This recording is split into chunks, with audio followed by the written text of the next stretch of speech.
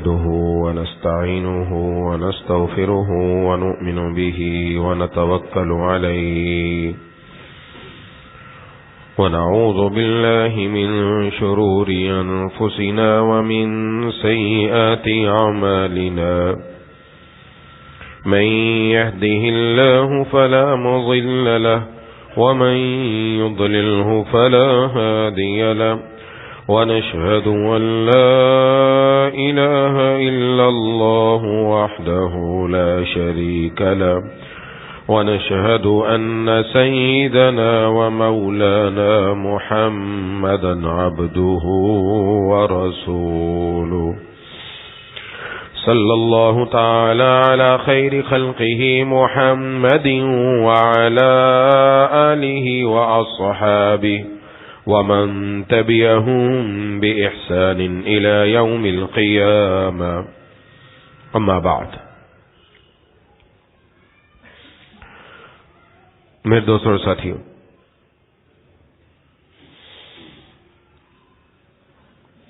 گزشتہ جمعہ موسم سرما میں بعض نیکیاں جن پر بآسانی ہم عمل کر سکتے ہیں اس پر بات ہوئی۔ دو باتیں عرض کی تھیں۔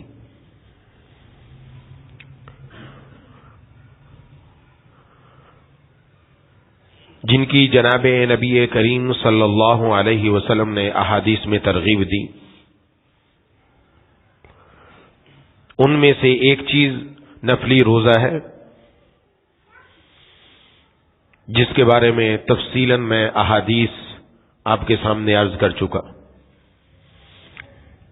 اس لیے کوشش کرنی چاہیے کہ چونکہ دن چھوٹا ہے، موسم سرد ہے، روزہ بآسانی مکمل ہو سکتا ہے، تو کم از کم مہینے میں 3 روزے تو رکھ لیے جائیں، کم از کم۔ باقی جو آگے بڑھے گا اتنا ہی اللہ تبارک و تعالی اجر عطا فرمائیں گے۔ دوسری چیز عرض کی تھی، چونکہ راتیں لمبی ہیں، بآسانی بندہ رات کے آخری پہر میں کھڑا ہو کر تہجد کی نماز ادا کر سکتا ہے۔ اس حوالے سے جناب نبی کریم صلی اللہ علیہ وسلم نے احادیث میں ترغیب دی۔ چونکہ سردی کا موسم، اس کا زمانہ کم ہوتا ہے، اگر اس میں عادت ہو گئی تہجد کی تو انشاءاللہ گرمی کے زمانے میں بھی اللہ اٹھنے کی توفیق عطا فرمائیں گے۔ عادت بن جائے تو پھر کام آسان ہو جاتا ہے، ابھی عادت ہی نہیں۔ تو تہجد کے حوالے سے جناب نبی کریم صلی اللہ علیہ وسلم نے احادیث میں جو ترغیب دی، ان میں ایک حدیث میں جناب نبی کریم صلی اللہ علیہ وسلم نے ارشاد فرمایا، دنیا میں ہر انسان جو چھوٹا ہے وہ چاہتا ہے میں اپنے بڑے کو خوش رکھوں، لہذا بیٹا والد کو خوش کرنے کی کوشش کرتا ہے، ملازم اپنے سیٹھ کو خوش کرنے کی کوشش کرتا ہے، بیوی اپنے شوہر کو خوش کرنے کی کوشش کرتی ہے۔ غرض ہے کہ دنیا کے اندر یہ سب معاملات ہمارے سامنے ہیں۔ ایک مؤمن بندہ، ایک مسلمان بندہ اور بندی، اس کے دل کی آرزو اور دل کی تمنا یہ ہونی چاہیے کہ میں اپنے اللہ کو خوش کر لوں۔ اور اللہ کس سے خوش ہوتے ہیں؟ اس میں سے ایک عمل، ویسے احادیث بڑی طویل ہے، یہ ایک عمل عرض کر رہا ہوں جس سے اللہ اپنے بندے سے خوش ہو جاتے ہیں۔ حدیث شریف میں جناب نبی کریم صلی اللہ علیہ وسلم نے ارشاد فرمایا، اللہ تبارک و تعالی اس آدمی سے خوش ہوتے ہیں جو رات کو اپنے نرم بستر سے اٹھ کھڑا ہوا، اپنے گھر والوں بیوی بچوں کے درمیان لیٹا ہوا تھا، اس کے درمیان سے وہ اٹھ کھڑا ہوا اور اٹھ کر اس نے تہجد کی نماز ادا کی۔ اللہ اپنے فرشتوں سے فرماتے ہیں، دیکھو میرے اس بندے کو، یہ اپنے بستر سے اور اپنے محبوب لوگوں کے درمیان سے اٹھ کھڑا ہوا نماز کے لیے، اس ثواب کی امید رکھتے ہوئے جو میرے پاس ہے اور اس عذاب سے ڈرتے ہوئے جو میرے پاس ہے۔ حدیث میں فرمایا اللہ اس بندے سے خوش ہو جاتے ہیں۔ سبحان اللہ، اللہ خوش ہو گیا، اور کیا چاہیے؟ اور یہ عمل کرنا بڑا آسان ہے۔ اس وقت تھوڑی سی دل پر آ رہی تو چلتی ہے، دل کے اوپر زخم تو آتا ہے. سردی کے زمانے میں نرم اور گرم بستر چھوڑ کر کھڑے ہونا مشکل تو ہے، بھاری تو ہے، لیکن اس کے عوض میں جو بدلہ مل رہا ہے وہ بہت اونچا ہے، وہ بہت بڑا ہے. اور ایک وہ آدمی، ایک یہ آدمی، اور دوسرے کا تذکرہ کیا وہ آدمی جو اللہ کے راستے میں کافروں سے لڑتا ہے، اور کافروں سے لڑائی کے دوران وہ اپنے ساتھیوں کے ساتھ پیچھے ہٹ گیا، لیکن پیچھے ہٹ کر اس کو احساس ہوا کہ اگر میں واپس پلٹا تو بہت بڑا گناہ کبیرہ ہے دشمن کے مقابلے میں چھوڑ کر بھاگ جانا. اس لیے وہ واپس پلٹا، اور واپس پلٹ کر اس نے دشمن پر حملہ کیا، یہاں تک کہ اس کا خون نکل گیا، اللہ کے راستے میں شہید ہو گیا. اللہ فرشتوں سے فرماتے ہیں دیکھو میرے اس بندے کو، اس نے لوٹ کر ایسا کیا اس وجہ سے، اس ثواب کی خاطر جو میرے پاس ہے، اور اس عذاب سے ڈر کر جو میرے پاس ہے، یہاں تک کہ اس کا خون بھی بہا گیا. اس پر اللہ تعالیٰ ان دو بندوں سے خوش ہوتے ہیں. تو ایک بندہ وہ میں اور آپ تو شامل ہو سکتے ہیں اس کے اندر. دوسری حدیث کے اندر، ایک اور حدیث میں جناب نبی کریم صلی اللہ علیہ وسلم نے ارشاد فرمایا کہ ہمارے رب تبارک و تعالی ہر رات آسمان دنیا کی طرف نزول فرماتے ہیں، یعنی اللہ تبارک و تعالی کی خصوصی رحمتیں آسمان دنیا کی طرف آتی ہیں. کب؟ جبکہ تہائی رات کا حصہ باقی رہ جاتا ہے. رات کو اگر 3 حصوں میں تقسیم کیا جائے، پہلا اور دوسرا حصہ نکال کر تیسرے حصے میں یہ معاملہ ہوتا ہے، اور اللہ تبارک و تعالیٰ کی طرف سے ارشاد ہوتا ہے من یدعونی، کون ہے جو مجھ سے مانگے میں اس کی اس دعا کو قبول کروں گا، کون ہے جو مجھ سے اپنے گناہوں کی معافی مانگے میں اس کے گناہوں کو معاف کر دوں گا.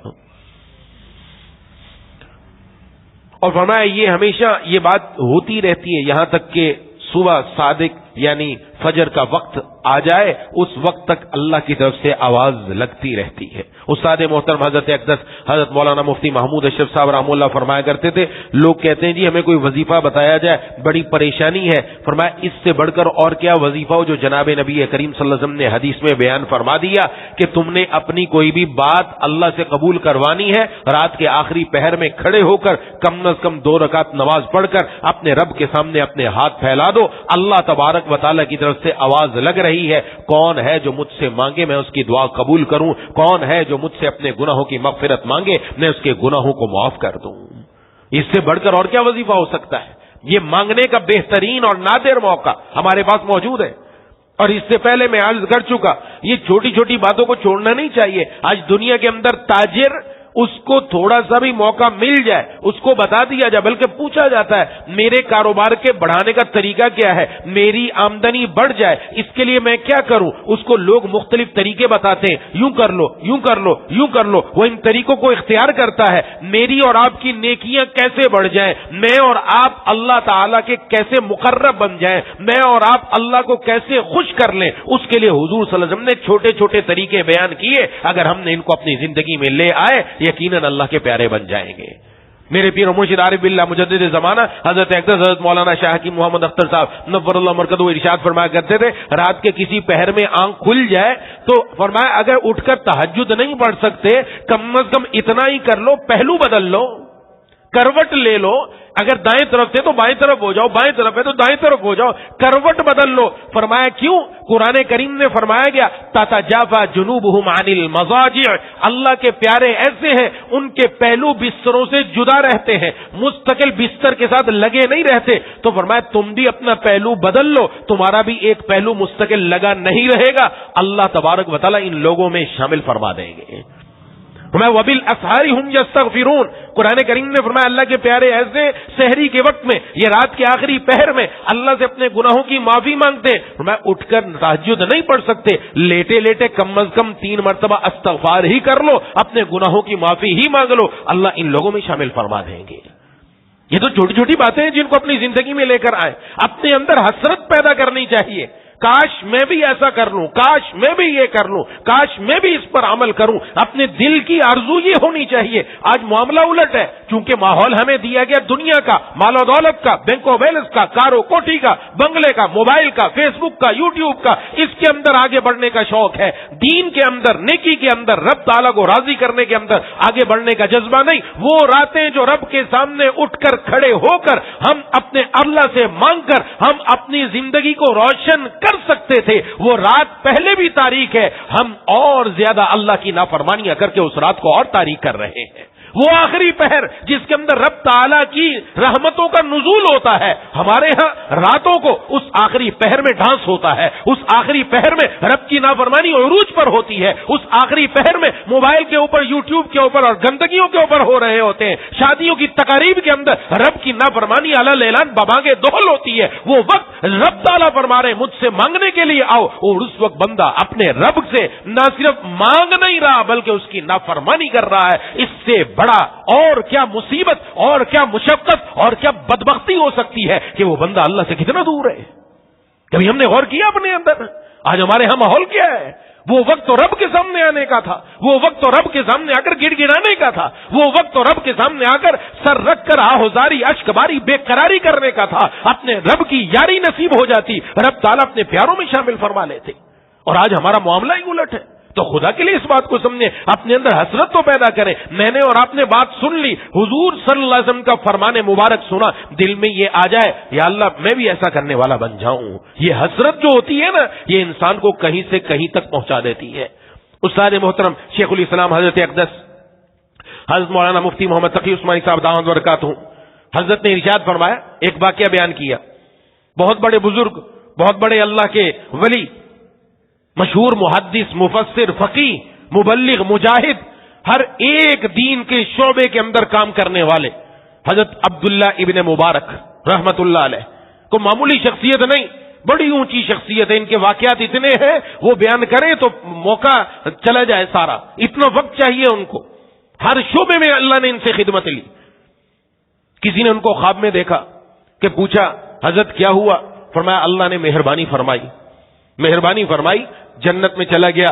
اللہ تبارک و تعالیٰ نے آخرت میں کامیاب فرما دیا. لیکن فرمایا وہ میرے گھر کے سامنے جو لوہار رہتا تھا اس کو جو اللہ نے درجہ دیا وہ مجھے بھی نہیں ملا. اور یہ یاد رکھنا چاہیے، یہ نہیں سمجھنا چاہیے کہ اس سے حضرت عبداللہ ابن مبارک رحمہ اللہ چھوٹے ہو گئے، ایسا نہیں ہے. لیکن یہ دل کے اندر ایک رغبت ہے، دین کی رغبت ہے. جیسے جناب نبی کریم صلی اللہ علیہ وسلم نے فرمایا حضرت بلال رضی اللہ تعالیٰ عنہ سے کہ اے بلال تم کون سا عمل کرتے ہو؟ جب بھی میرا جنت میں جانا ہوا میں نے اپنے آگے کسی کے چلنے کی آواز سنی، میں نے پوچھا یہ کس کے قدموں کی آواز ہے؟ مجھے بتایا گیا یہ بلال کے چلنے کی آواز ہے. چلتے وہ مدینے میں ہے، آواز وہاں آتی ہے، لیکن وہ آگے ہو گیا کیا حضور صلی اللہ علیہ وسلم سے بڑھ گئے؟ نہ، حضور صلی اللہ علیہ وسلم کا درجہ سب سے اعلیٰ. لیکن یہ بتلانے کے لیے، ترغیب دینے کے لیے، احساس پیدا کرنے کے لیے کہ بندہ اپنے اندر یہ چیز پیدا کر لے. تو بہرحال وہ آدمی جس نے خواب دیکھا حیران و پریشان ہوا کہ عبداللہ ابن مبارک رحم اللہ کی ہستی تو بہت اونچی، ظاہر ہے ان کو کتنا اونچا مقام ملا اور لوہار کو کیا مقام مل گیا. اس لیے کون سا وہ عمل ہے کہ جس کی وجہ سے اس کو یہ مقام ملا؟ تو کہتے ہیں میں معلومات کرتے ہوئے پہنچا حضرت عبداللہ ابن مبارک رحمہ اللہ کے گھر کے سامنے دائیں بائیں میں نے معلومات کی، پتہ چلا ہاں یہاں ایک لوہار رہتا تھا، چند دن پہلے ہی انتقال ہوا. کہتے میں نے ان کے گھر کا دروازہ بجایا، اندر سے کسی خاتون کی آواز آئی تو میں نے پوچھا کہ چند باتیں پوچھنی ہے کہ یہاں لوہار رہتا تھا، اس کا انتقال ہو گیا، وہ کون سا عمل کرتا تھا کہ آپ کو امید ہے کہ اس پر اللہ تعالیٰ نے ان پر نوازش فرمائی ہو؟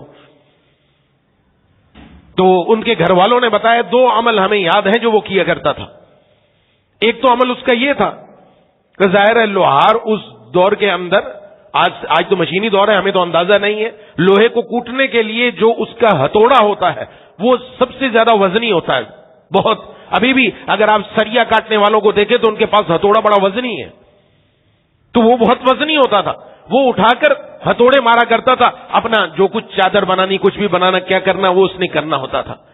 تو کہا کہ جب اذان کی آواز اس کے کان میں پڑتی تو اگر اس نے ہتھوڑا اٹھا رکھا ہوتا ضرب مارنے کے لیے کہ ایک ضرب ماروں، ہتھوڑا مارنا گوارا نہیں کرتا، پیچھے پھینک دیتا کہ میرے اللہ کی طرف سے بلاوا آ گیا، بس آ گیا مسجد میں، اللہ تبارک و تعالیٰ کے سامنے رب کی طرف سے بلاوا ہے. یہ بھی بڑی مہربانی ہے رب تعالیٰ کی کہ اللہ کسی کو اپنے گھر بلوا لیں، اللہ کسی کو اپنے گھر بلا لیں۔ ایک غلام اپنے آقا کے ساتھ جا رہا تھا تو وقت نماز کا وقت ہو گیا، اس نے آقا کو کہا کہ میں نماز پڑھ کے آتا ہوں۔ نماز پڑھنے آیا، اندر خشوع و خضوع کے ساتھ نماز پڑھنا شروع کر دی۔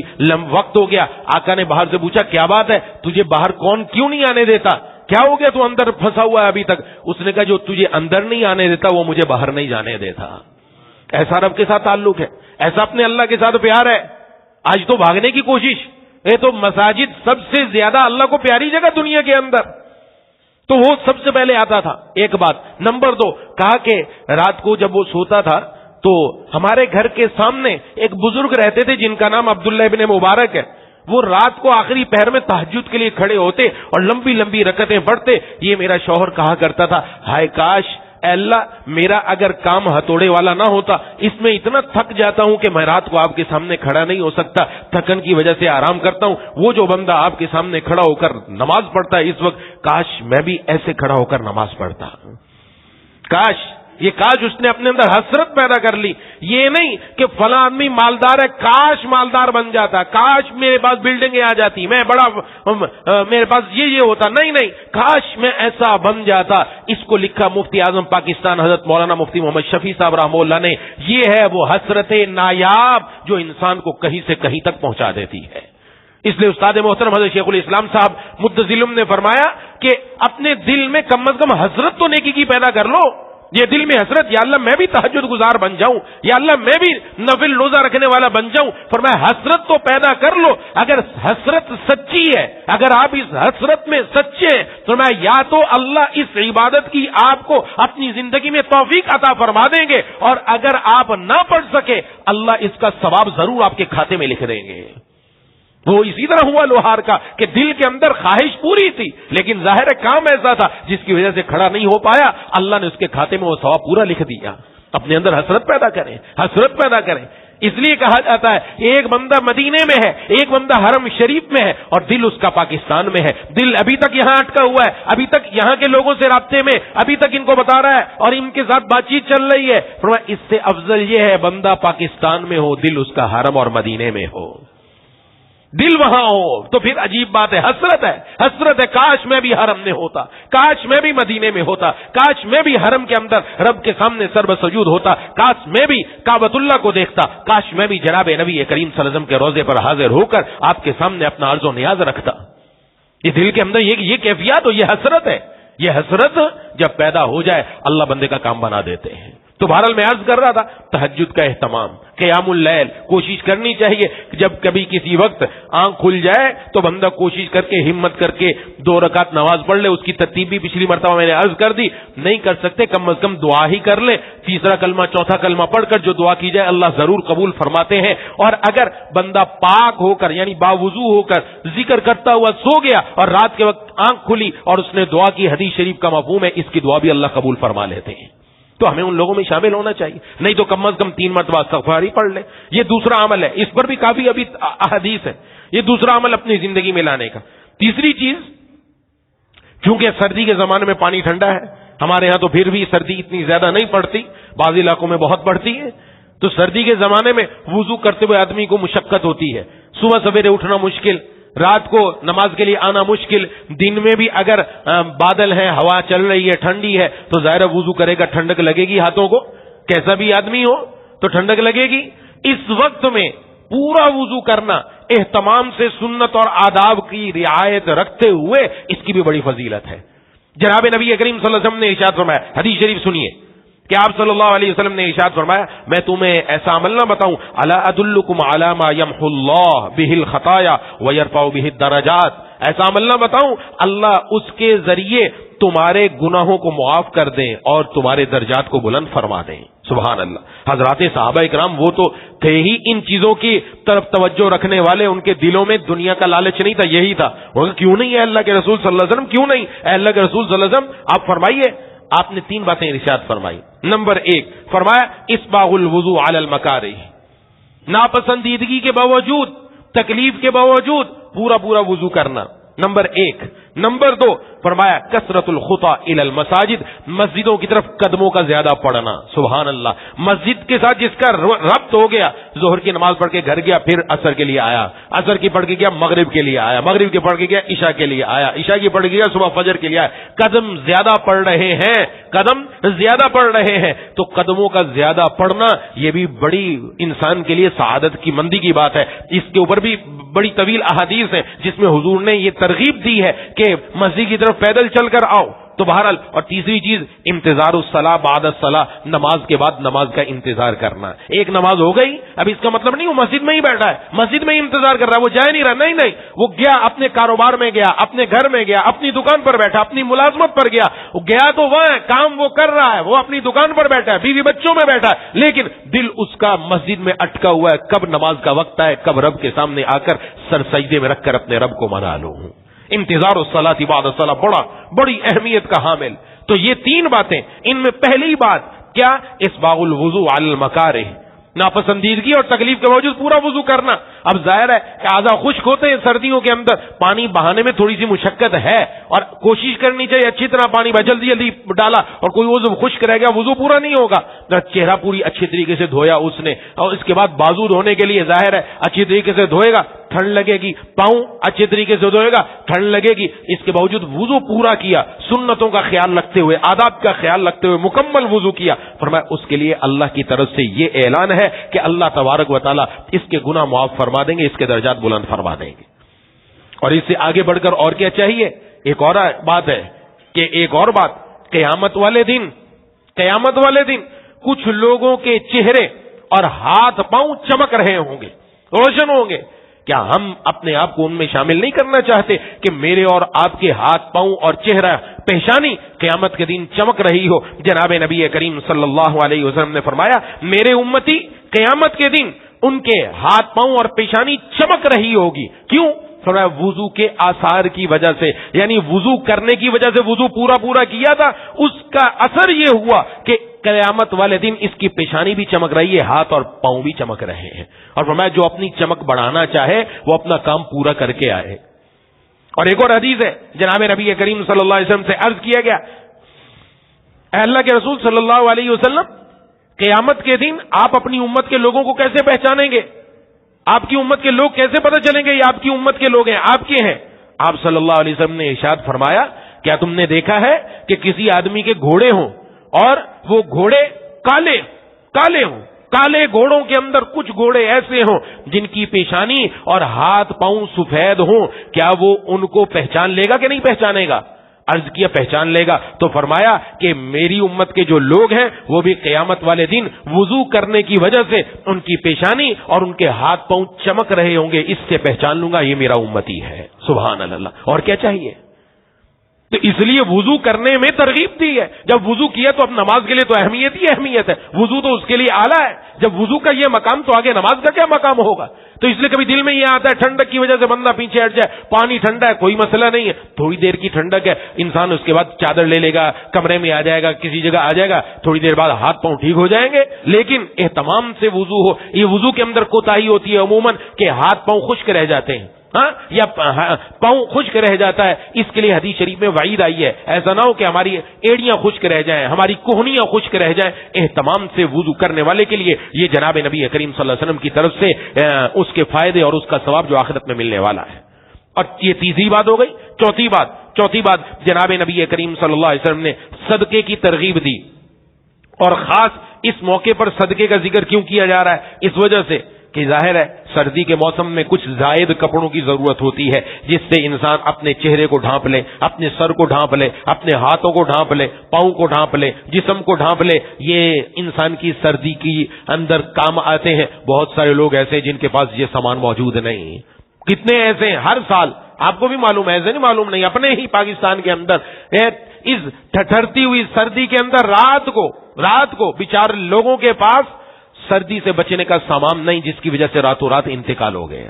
ایک نہیں کئی خبریں یہ آپ کے پاس آتی ہیں مستقل.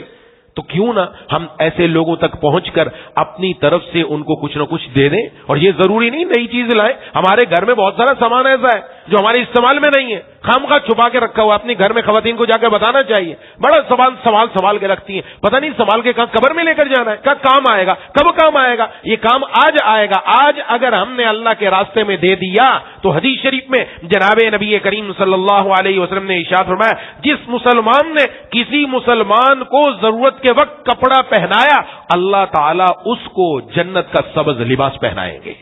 جو جنت کا سبز لباس پہنانا چاہے وہ مسلمان کی ضرورت پوری کرنا شروع کر دے. جتنی ہمارے پاس حیثیت ہے, میرے پاس اگر جرابیں زیادہ ہیں میں وہ کسی کو دے دوں, سر پر لینے والا ٹوپا زیادہ ہے وہ کسی کو دے دوں, جرسی زیادہ ہے وہ دے دوں, اللہ ہمیں دے دیں گے. اور اللہ کے راستے میں دینے والوں کی مثال ایسی ہی ہے جیسے بوری ہے نا, بوری, اس بوری کے اندر نیچے سے سوراخ ہو جائے اور اوپر سے مزید گندم آ رہی, نیچے سے نکل رہی ہے, نیچے سے نکل رہی ہے, پیچھے سے گندم آ رہی ہے. جیسے آپ نے چکیوں میں جا کر دیکھا ہوگا, آگے سے آٹا بن کر نکل رہا ہے, پیچھے سے اور گندم آ رہی ہے اور گندم آ رہی ہے. فرمایا یہ جتنے لوگ اللہ کے راستے میں دینے والے یہ اللہ کے خزانچی ہیں, یہ دے رہے ہیں, اللہ اوپر سے اور ان کی بوری میں مال عطا فرما رہے ہیں. تو اپنے آپ کو ان خزانچیوں میں شامل کر لو. اگر ہم نے نہ کیا تو اللہ کسی اور کو منتخب کر لے گا. یہ ضروری نہیں ہم ہی کریں گے, اور کوئی آ جائے گا ہماری جگہ, کیوں نہ میں اور آپ بن جائیں. اس لیے فرمایا ایک حدیث شریف میں, اے ابن آدم تو خرچ کر, اللہ تجھ پر خرچ کرے گا تو خرچ کر. خرچ کرنے کی عادت بنانی چاہیے, جتنی حیثیت ہے جتنی توفیقیں دیں, اور آگے بڑھ کر دیں, آگے بڑھ کر دیں. اس لیے اپنے قریب قریب دائیں بائیں جتنے لوگ ہمیں نظر آئے, جہاں تک ہم پہنچ سکتے ہیں. یہ نہیں آج کل ہمارے یہاں یہ ایک مصیبت ہے, یہ گاڑیاں چل رہی ہیں مستقل, آئے روز گاڑی چل رہی ہے اور اعلان ہو رہا ہے, اور ہمارے گھروں سے ان کو پیسہ جا رہا ہے, اور نہ جانے کہاں جاتا ہے. آپ کو بھی پتا ہے کہ وہ صحیح جگہ نہیں جا رہا.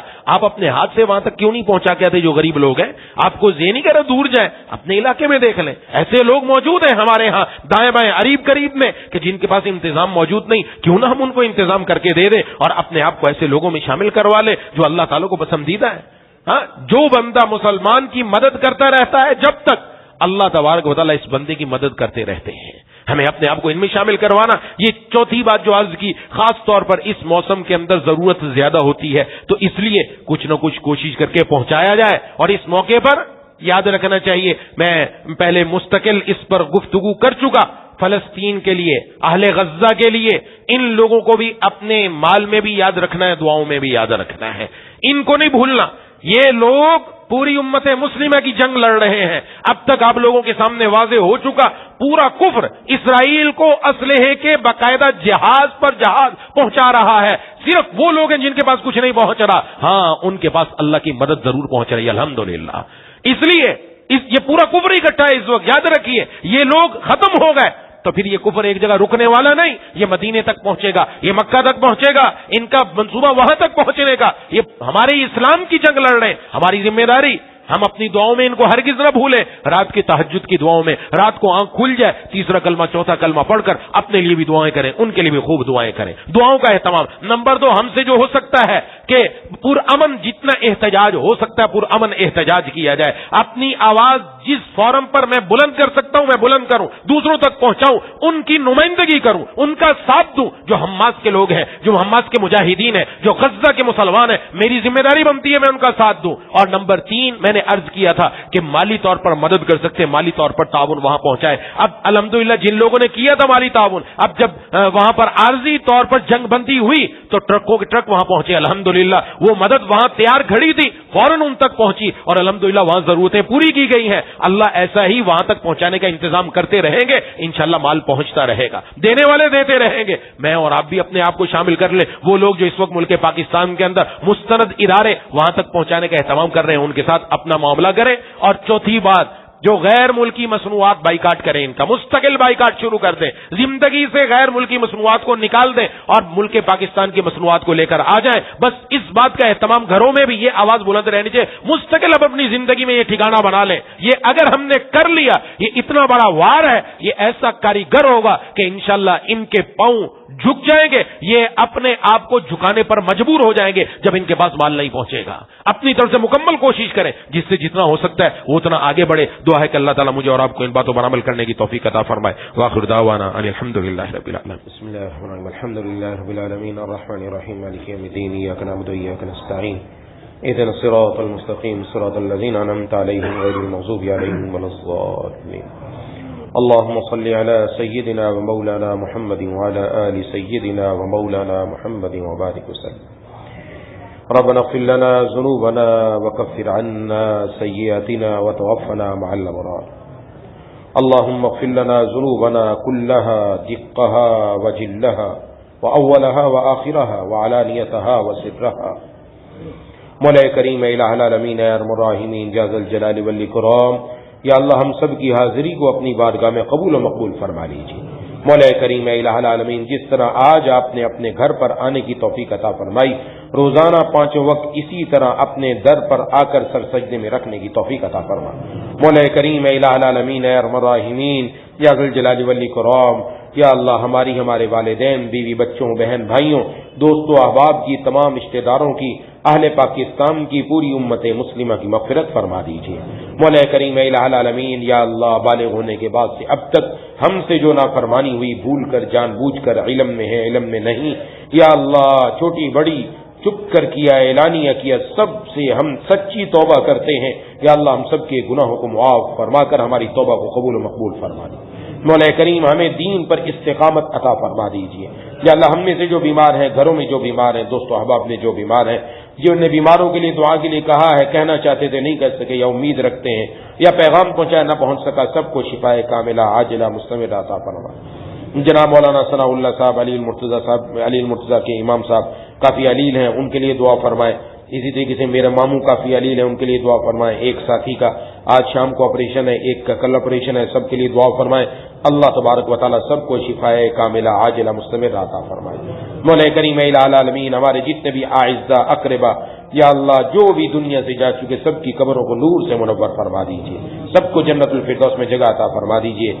جناب حاجی فرید احمد صاحب کا انتقال ہو گیا ابھی کل ہی، ان کے لیے بھی دعا فرمائے. اسی طرح اظہر بھائی کی ساس کا انتقال ہو گیا، ان کے لیے بھی دعا فرمائے. اللہ تبارک و تعالیٰ دونوں کی قبروں کو نور سے منور فرما دیں، ان سب کو جنت الفردوس میں جگہ عطا فرما دیں، ان کی آخرت کی منازل آسان فرما دیں، ان کے پسماندگان کو صبر جمیل عطا فرما دیں.